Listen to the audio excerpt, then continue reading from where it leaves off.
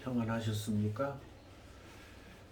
이상하게 수요일마다 코로나 확진자 수를 전해드리는데 또 뭐 엄청나게 많았죠? 7,828명. 8,000명대 가까이 오고 있죠.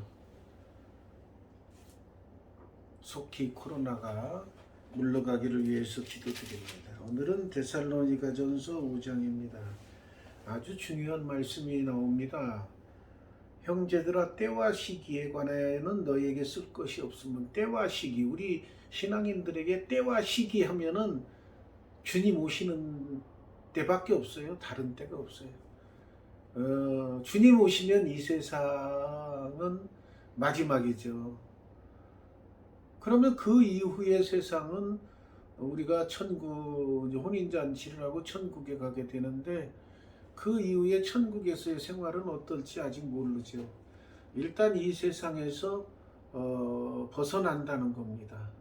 그러면 이 세상은 좋은 것도 많이 있지만 솔직히 병, 요즘 좀 코로나 위협에 시달리고 전쟁, 기근, 또 지진, 그 다음에 자연재해, 홍수, 가뭄 뭐 이런 거에 시달리고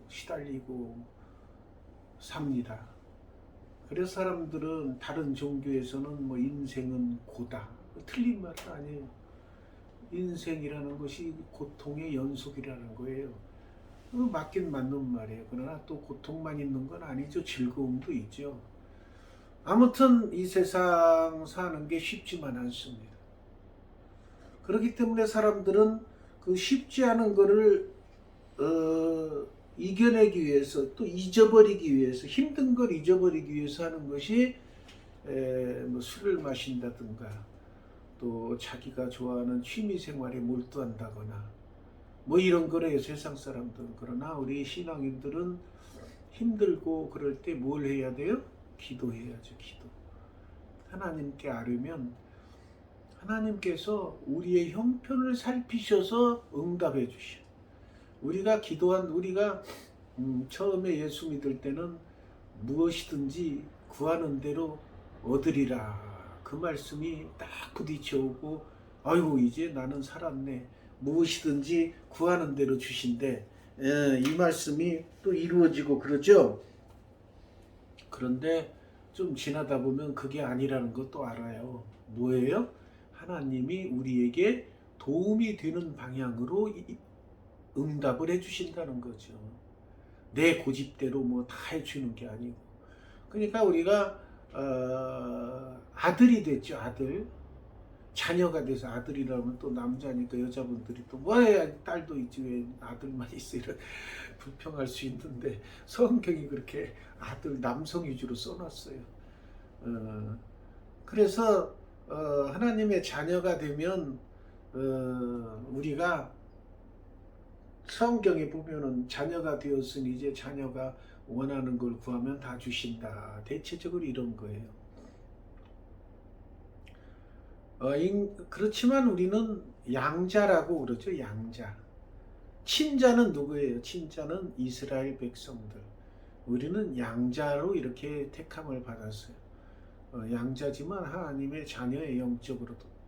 육적으로 보면 양자인데 영적으로 보면 친자나 다름없어요. 양자라고. 그렇지만 성경에 또 양자라고 표현하는 것이 나옵니다. 로마서에 보면 접붙임을 받았다고도 표현을 하고. 그러면 우리가 인간 세상 살면서 비슷한 경우가 있어요. 뭐냐면은 고아들이 모여 사는 고아원에, 참 그 아이들 불쌍한 아이들이죠. 그 고아원 원장과 고아원 선생님들 통제 밑에서 살고 뭐 풍족하게 살겠어요? 풍족하게 못 살죠. 겨우 연명하고, 명절 때나 뭐 당하면은 이제 주변 사람들, 국회의원이나 뭐 이런 사람들이 교회나 이런 데서 선물 들고 오니까 그날은 좀 먹을 것도 있고 선물도 받고 그런 좋은 날이에요. 그렇지만 그 고아원 원생들에게 가장 큰 희망은 있어요. 그게 뭐냐면 자식이 없는 사람이 와서 자기들 중에 택해서 데리고 가는 거. 그 고아원 원생들은 그걸 가장 부러워합니다. 그래가지고 와가지고 대개 오면은 여유가 있는 집이죠. 여유 없으면은 옛날에 보세요. 여유가 없으면 오히려 내 자녀를 다른 사람한테 먹여만 주십시오 하고 식무로 데려가라 그러고 뭐 아들도 머슴으로 쓰십시오 하고 데려가라 그러죠. 그러니까 여유가 많은데 자식이 없는 사람은 그렇게 고아원에 가서 어? 골라서 데리고 가. 그럼 그거 그렇게 부러워하죠.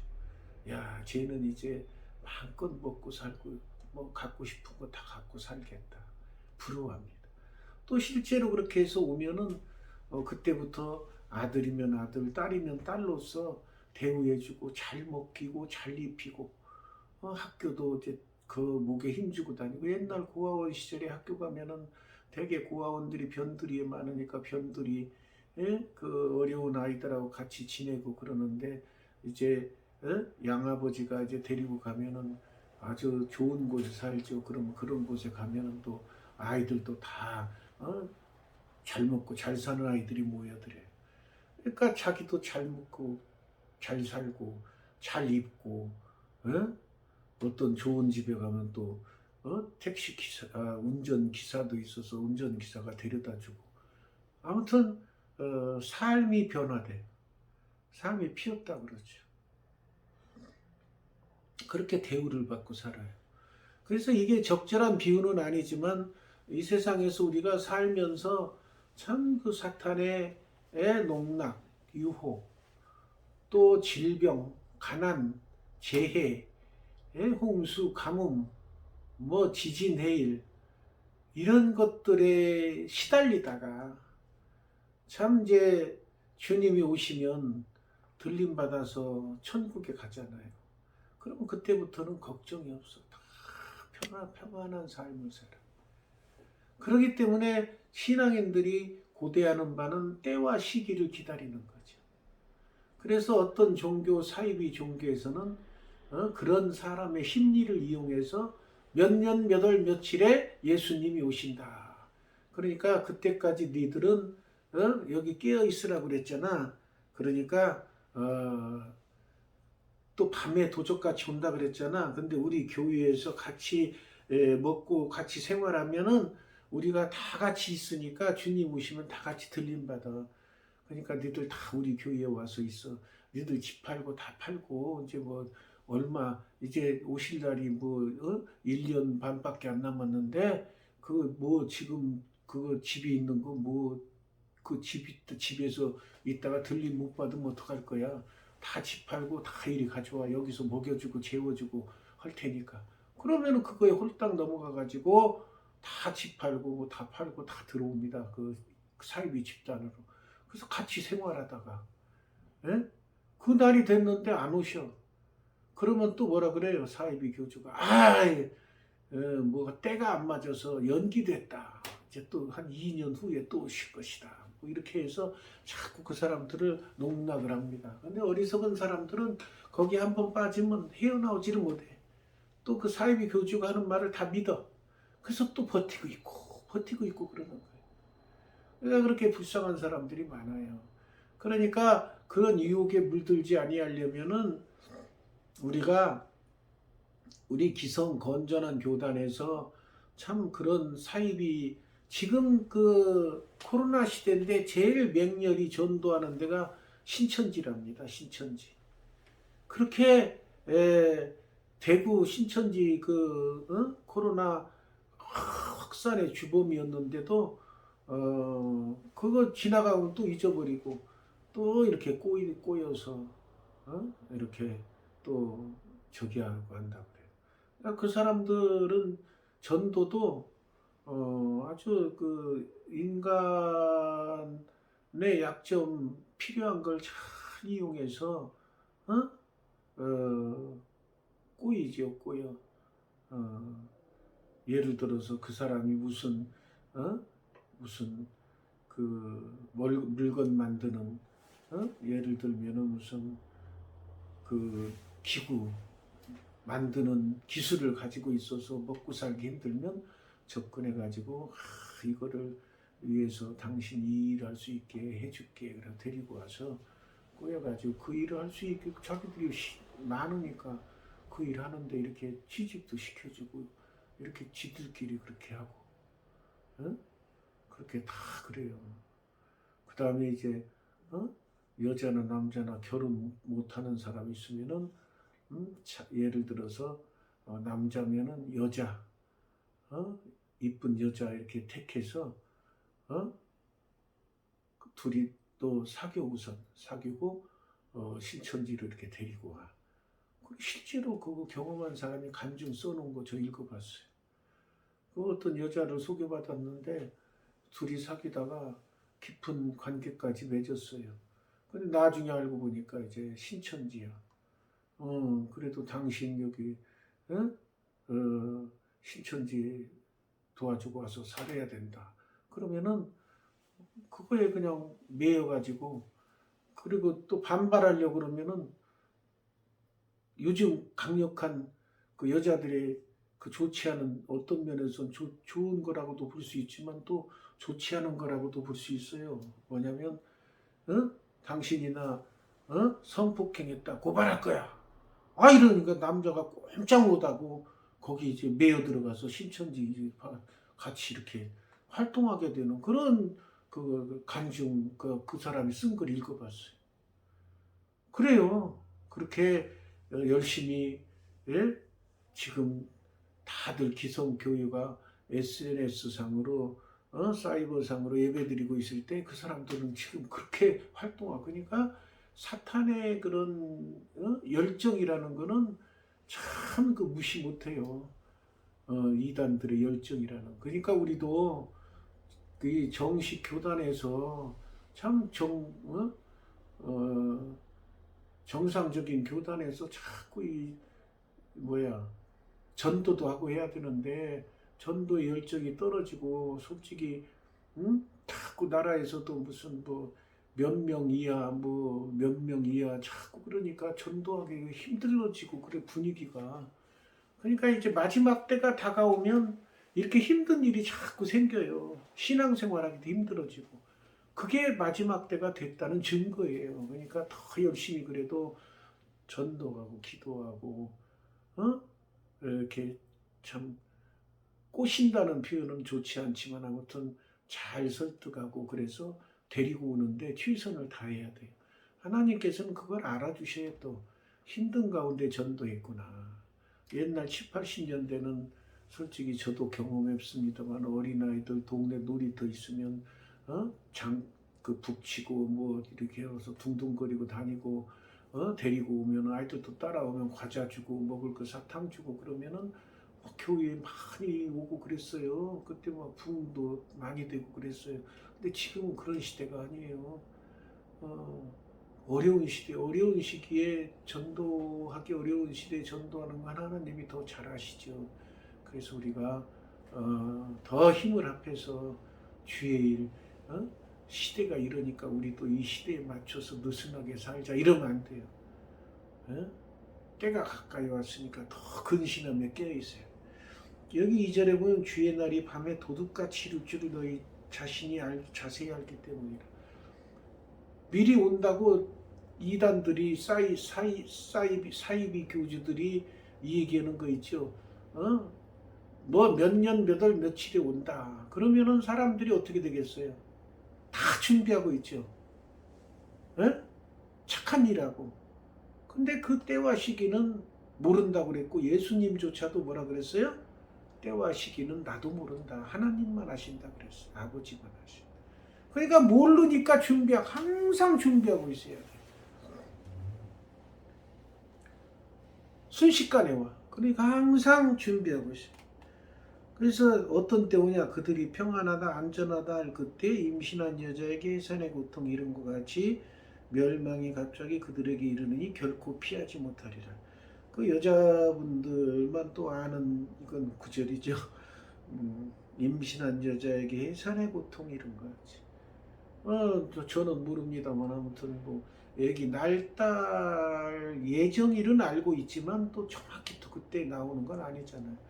또 어떤 가만히 평안한 것 같아도 갑자기 또 진통이 와서 또 병원 가서 낳는 아기를 낳는 경우도 있고 그러니까 모르는 거예요. 그렇듯이 우리가 평안히 살고 고통 없이 살면 평안해져 가지고 느슨해져 사람이. 그런데 갑자기 그때 오실 확률이 높다는 거예요. 형제들아 너희는 어둠에 있지 아니하며 그날이 도둑같이 너에게 임하지 못하리니. 이건 참 위로가 되는 말씀이에요. 형제들아 너희는 어둠에 있지 아니한다. 그러니까 이게 우리 어떤 분, 저도 처음에 성경을 묵상할 때 그랬어요. 이 구절 읽어보고 나한테는 도적같이 어둠에 도적같이 임하지 않는구나. 이 4절 읽어보고 그렇게 생각했어요. 근데 읽으면 묵상하면 묵상할수록 그게 아니라는 것을 깨달아요. 뭐냐면 어둠에 있지 아니할 때 도둑같이 임하지 못한다는 뜻이에요. 이게 자세히 묵상해 보면. 그러니까 성경을 몇 번 읽어가지고서는 그 깊은 내용을 알 수가 없어요. 그냥 읽어보면 나는 처음에 그 생각해서 나한테는 도둑같이 안 오나 보네 좋아했는데 그게 아니라 자세히 읽어보면 어둠에 속하지 아니할 때 도둑같이 임하지 못한다는 거예요. 그러니까 내가 하는 신앙생활 모든 생활이 빛의 생활을 하고 말씀대로 순종하면서 하는 삶을 살 때에 도둑같이 임하지 못한다는 거죠. 그러니까 어둠에 속한 일을 하게 되고 죄를 짓고 악을 행하면은 주님 오실 날 잊어버리고 멍청하니 있다 당한다 그런 뜻이에요. 너희는 다 빛의 아들이요 낮의 아들이라 우리가 밤이나 어둠에 속하지 아니하네. 여기 나오잖아요. 너희는 다 빛의 아들이요 낮의 아들이다. 그러면은 여기에 예를 들어서 도둑놈이 와서 살인자가 와서 앉아 있을 때 설교는 전체에 대고합니다. 너희는 다 빛의 아들이요 낮의 아들이라. 그러면 그 살인자도 그러니까 내가 빛의 아들이요 낮의 아들이야? 이렇게 착각할 수가 있다는 거예요. 빛의 아들이요 낮의 아들이란 뜻은 뭡니까? 하나님 말씀대로 순종하는 삶을 살 때 그 자녀가 빛의 아들이요 낮의 아들이 되는 거야. 그런 행동 못하고 말씀대로 살지도 않고 제대로 기도 생활도 안 하고 제대로 신앙 생활 안 하는데 이 구절만 읽어보고 나는 빛의 아들이요 어둠이 낮의 아들이기 때문에 우리가 나는 밤이나 낮 어둠에 속하지 아니한 사람이네 이렇게 착각할 수가 있고 그렇게 착각하면 신앙 생활하는 사람이 생각보다 많아요. 그렇기 때문에 참 신앙인들이 욕을 먹는 경우가 많아요. 그 밀양이라는 영화를 제가 보지 못했으면 조금 그 부분만은 봤어요. 편집에서 보여주는 거. 그게 뭐냐면은 어떤 사람이 전도연이 나오는데 그 사람의 내용은 자세한 내용은 몰라요. 악을 행했나 봐요. 그 사람에게 나쁜 짓을 해서. 그래서 교도소에 갔는데 면회를 갔는데 반성하고 그래야 될 거 아니에요. 제가 잘못했습니다. 제가 당신에게 해를 끼쳤습니다. 용서해 주세요. 잘못했습니다. 이래야 이렇게 얘기를 해야 되는데 거기 나온 영화 장면을 보면 뭐라고 그러냐면은 그 와서 또 억울하다고 얘기하니까는 당신은 나쁜 놈입니다. 저 그 악을 행하고 어떻게 나한테 사죄도 안 합니까? 이러니까 그 사람이 하는 얘기가 뭐냐면 하나님께서는 내 죄를 다 용서하셨습니다. 그렇게 얘기해요. 어처구니가 없죠. 어처구니가 없죠. 하나님께서 내가 거기 있었으면 하나님께서 네 죄 용서해 주신 거 내가 어떻게 알아? 너만 알지. 나는 너 용서 못했어. 그런 얘기는 너 혼자 기도하면서 해. 그걸 어떻게 증명할 수 있냐. 이 사입이 기독교 신자야 이렇게 얘기해주고 싶어. 하나님께서는 그렇게 인간들을 마음 아프게 하는 그런 얘기를 하라고 안 했습니다. 위로해 주라 그랬죠. 위로 여기에 조금 보면 나와요. 그러므로 우리는 다른 이들과 같이 자지 말고 오직 깨어 정신을 차리지. 자지 말라 그러면 이걸 육적인 표현으로 생각을 해서 잠 안 자고 눈을 버티고 있으란 뜻이 아니고 영적으로 깨어 있으라 그 말이에요. 영적으로 깨어 있는 방편이 몇 가지가 있죠. 말씀 가운데 살고 그 중에 제일 기도로 깨어 있는 거예요. 항상 그래서 쉬지 말고 기도하라고 뒤에 또 나오죠. 쉬지 말고 기도하라. 그래야 깨어 있는 거예요. 쉬지 않고 기도하고 있으면 영에 쉬지 않고 깨어 있는 거예요. 그러니까 저도 가끔 그런 꿈을 꿉니다만은 꿈속에서도 막 내가 말씀을 전하고 찬양도 하고 그런 꿈을 가끔 꿔요. 그러면은 육적으로는 자고 있지만은 영적으로는 깨어 있는 거예요. 깨어 있는 거예요. 그래가지고 보면은 참 그 막 굉장히 많은 사람들 앞에서 막 설교를 쫙쫙 하고 그런 꿈을 가끔 꿉니다만 자는 자들은 밤에 자고 취하는 자들은 밤에 취하되 우리는 낮에 속하였으니 정신을 차리고 낮에 속했는데도 뭐라고 나와요? 정신을 차리라고 나오죠. 그러니까 이 성경을 묵상하다 보면은 자세히 참 깊은 뜻을 깨달을 줄 알아야 돼. 낮에 속하였는데 정신을 차리라 그 말이야. 그러니까 낮에 속하였다고 정신 못 차리면 헛수고라는 뜻이에요. 헛수고. 그 낮에 속한 것만 하고 있으면 안 된다고. 정신 차리라고. 낮에 속하였어. 낮에 속한 사람의 특징은 정신 차리고 있는 거예요. 낮에 속하였으니 이제 낮잠이나 자자 이건 아니고 낮에 속하였으니 정신을 차리고 믿음과 사랑의 호심경을 붙이고 구원의 소망의 투구를 쓰자. 하나님이 우리를 세우시면 노하심에 이르게 하심이 아니오 오직 우리 주 예수 그리스도로 말미암아 구원을 받게 하심이라. 그러니까 우리를 이렇게 예수 믿게 해주시는 것은 우리를 구원해 주시려고 점 찍은 거야. 구원해 주시려고 작정하신 거야. 근데 이렇게 예수 믿게 된 사람이 100%다 가는 건 아니죠. 제가 여러 번 말씀드리지만은 가룟 유다도 있고 여러 사람들이 있습니다. 믿음을 배반한 자들이 많이 있어요. 예수께서 우리를 위하여 죽으사 우리로 하여금 깨어있든지 자든지 자기와 함께 살게 하려 하십니다. 그러니까 깨어있든지 자든지 죽으나 사나 예수님과 함께 있게 해주시는 거예요. 그러므로 피차 권면하고 서로 덕을 세우기를 너희가 하는 것 같이 하라. 덕을 세우래. 형제들 우리가 너에게 구하노니 너희 가운데 수고하고 주 안에서 모습을 너희를 다스리며 권하는 자들을 너희가 알고. 우리 신앙인들이 해야 할 일이 뭐예요? 주 안에서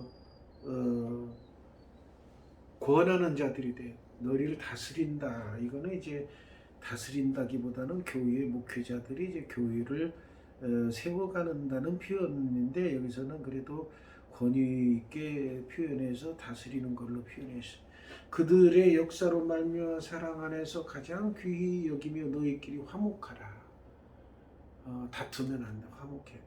또 형제들아 너희를 권하느니 게으른 자들을 권계하며 마음이 약한 자들을 격려하고 힘이 없는 자들을 붙들어주며 모든 사람에게 오래 참으라. 우리가 해야 할 일이 이게. 게으른 자들을 권계하라.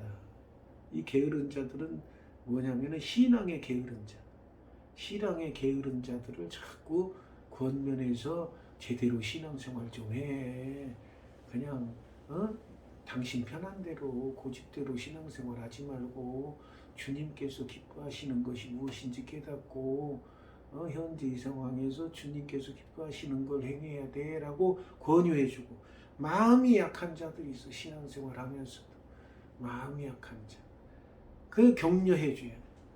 그 다음에 힘이 없는 자, 고아나 과부가 힘이 없지요. 주로 의지할 데가 없으니까 그 사람들 하나님께서 붙들어 주시지만 우리 교회에서 그 사람들 잘 대접하고 채워주라고 나오죠. 모든 사람에게 오래 참으라. 참 어려운 것이 오래 참는 거예요. 어떤 사람은 막 상대편의 신경을 자극하고 막 험한 말로 막 화내게 하려고 막 자극하는 그거 참아야 되는데 참는 게 제일 힘들지요. 삼가 누가 누구든지 악으로 악을 갚지 말게 서로 대하지 모든 사람 항상 선을 따르라. 항상 선을 따르라. 선을 따라. 악과 선이 있을 때 항상 선을 따라. 내가 손해보는 것 같아도 선을 따라. 항상 기뻐해. 쉬지 말고 기도해. 범사에 감사해. 모든 걸 감사해. 이것이 그리스도 예수는 너희를 향하신 하나님의 뜻이니라. 하나님의 뜻입니다. 하나님의 뜻이 바로 우리가 항상 선을 행하라. 선을 따르라. 쉬지 말고 기도하라. 범사에 감사하라. 항상 기뻐하라. 그 다음에 이제 25절에 보면 형제들아 우리를 위하여 기도하라. 우리를 위하여 이 목회자들을 위해서 기도해달라는 여기 거룩하게 입맞춤으로 오대 정적이 이거는 적입니다. 그 지역 그 지방의 관습이에요. 인사하는 관습. 우리나라에서는 이런 인사하면은 안 되죠. 입맞춤으로 이렇게 하고 서양 사람들 쪽에 뭐 인사하는 게 입맞추는 게 있어요. 그렇게 부부가 아니래도 그냥 웬만큼 조금 아는 남녀라도 가볍게 이렇게 터치하는 그런 인사가 있어요. 근데 요즘에는 아마 못할 거예요. 코로나 때문에. 내가 주를 힘도 너희를 위한 모든 형제 주 예수의 그리스도의 은혜가 너에게 있을지어다. 항상 우리는 은혜 안에 거하고 항상 오래 참고 게으른 자들을 권면하고 항상 선을 따르고 항상 기뻐하고 쉬지 말고 기도하고 범사에 감사하는 우리가 되어야 됩니다. 기도하겠습니다.